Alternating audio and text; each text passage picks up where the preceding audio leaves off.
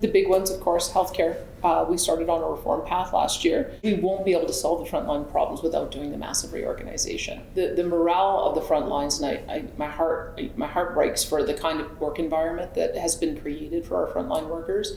When I hear that our nurses are getting burnt out after 2 years and leaving our system, paramedics last about 5 years on average, doctors have reduced their private practice and are not going into primary care any longer. That's why we wanted to take the approach that if you see the whites of eyes of patients, we are there to support you. You are secure. We are going to make sure we can do everything to improve the work environment.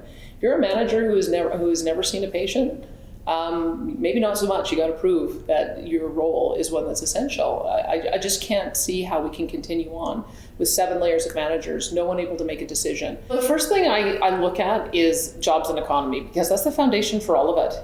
It's part of the reason why we have seen record influx into our province, is people see that there's good jobs, it's diversified, we've got low cost of living, we've got low taxes. And so it's important to maintain that. So that's going to continue to be a strong focus for us. And we've got some great announcements that happened this past year and more to come, tying into the green energy piece. Because one of the things that we're doing is not only developing carbon capture, utilization, and storage technology, which I think is going to make our barrels the best barrels in the world. We're also developing a hydrogen economy, which will give new life to our natural gas industry as well. But we're also developing net zero products for all the things that we need for construction. We want to be leaders in that so that we can attract people, not only on traditional energy, but new energy.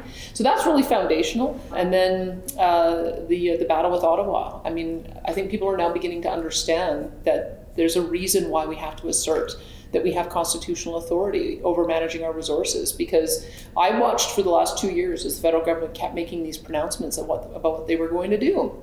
Whether it's net zero houses, net zero cars, emissions caps on oil and gas, on fertilizer, on methane, it just keeps on coming. And we have to make sure that we're protecting our consumers as well, because that's another piece. If consumers don't have money in their pockets, then they're going to be really unhappy. And that's part of the reason why we're seeing the tension in the country right now around affordability. And I think it's part of our job to try to defray some of that.